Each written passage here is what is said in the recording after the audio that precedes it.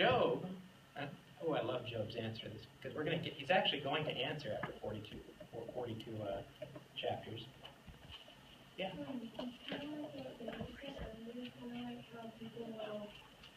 Walk up to people and start talking about why that happened. It's usually better instead of just giving advice, just to listen to them. Oh, you should spread that everywhere. Just listen. Just listen. Best thing you can do. Best thing you can do for anybody you meet that is in some sort of situation, listen. We don't listen enough. Absolutely correct. Thank you. Now let me get back to Job here. People, it's interesting, in kind of the history of how people have interpreted Job, and even today, a lot of people actually want to side with Job's friends. And they want to, they want to make it the case that Job did, in fact, do something wrong to deserve what he got, because, life doesn't make sense without that.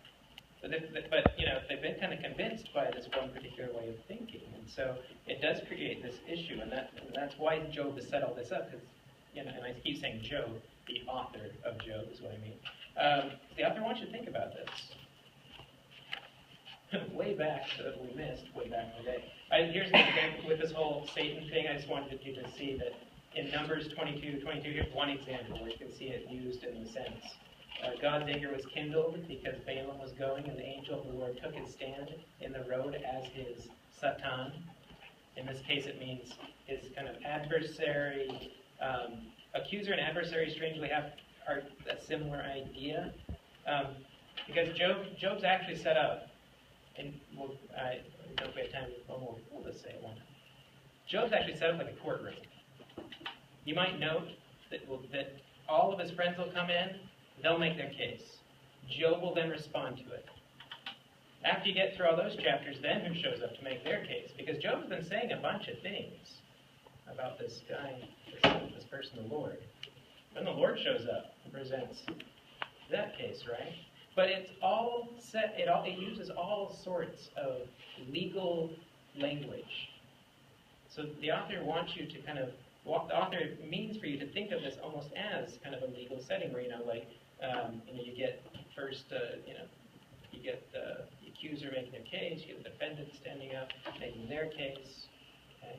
And so that's kind of something interesting going on as well. But you can see that word being used in other places in the Bible to kind of either, accuse, kind of push back, adversary, that kind of gets translated. Although one reason I kind of hesitate to just kind of use that straight up. I hear a lot of people refer to Satan, the kind of Dante version, as the adversary. I don't know if that's yeah. I was just going to say to me, like, when I think of the courtroom scene of Job, I think we're almost the jury in a way, because we read it, and when we read it, we hear everyone else's, like, all the speeches and everything, and then we decide what we think, what's the right way to approach the situation. I like that.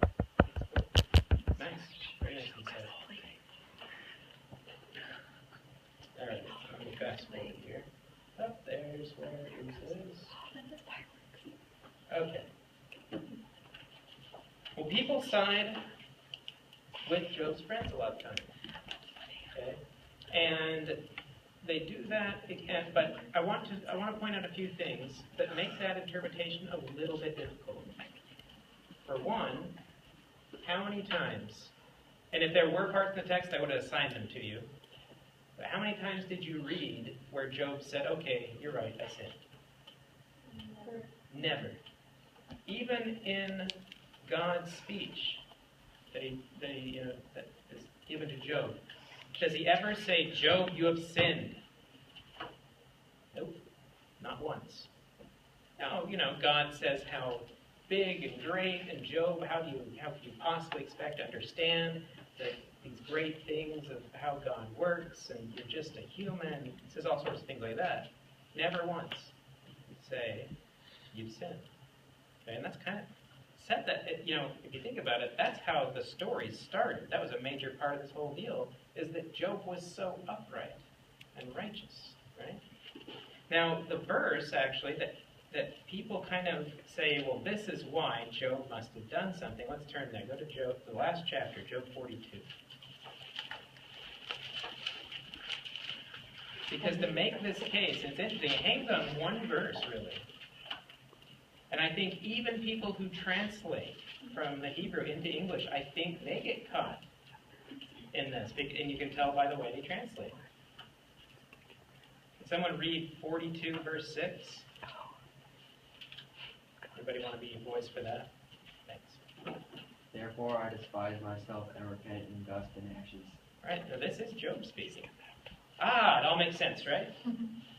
Because you can't repent unless you've sinned. Oh, good. There we go. We're good, right? Class over? Of course it's not, right? It's never that simple. I wouldn't bring something up if it was that simple, right? This translation has a couple of big issues with it. One, you can tell without even knowing Hebrew. Where does this come from? It doesn't fit the context at all. Job has been portrayed as this super ultra righteous guy who never does anything wrong. So that's weird. It doesn't really fit. Okay? The other thing does have to do with Hebrew. Do you all have footnotes for this verse? Oh yeah, In your good study Bibles? in the Red Bible there's a pretty good study on this.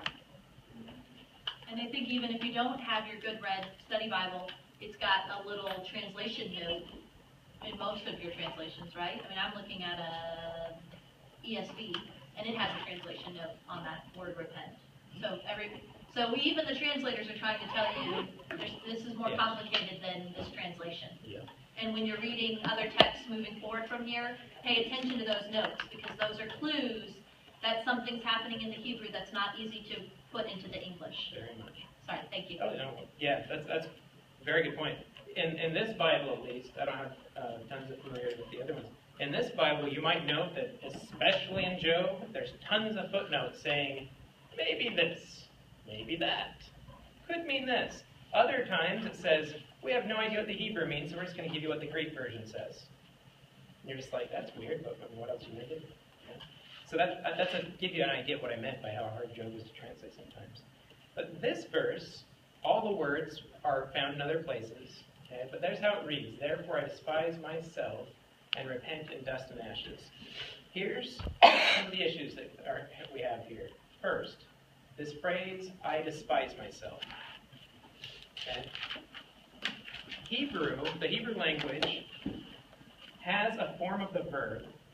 Anybody know any other languages other than English? They've all taken Latin. Love Latin. If you've taken Latin, we're And many of them have good. taken some Spanish. Okay. Well, taking Latin, we're good. You know how in Latin you don't necessarily have to have the subject of a verb present because it's implied in the ending? No. Okay. Well, Hebrew is the same way in some respects in that there's a lot of things implied in the verb that you don't actually have to say outside of that one word. So, for instance, Hebrew has one version of a form of verbs that is transitive. It's an object doing something to a subject, or a subject doing something to an object, right? But it also has what's called a reflexive use, meaning that a subject does something to themselves. There's an example of how you would translate as a reflexive verb in Hebrew. Therefore, I despise myself.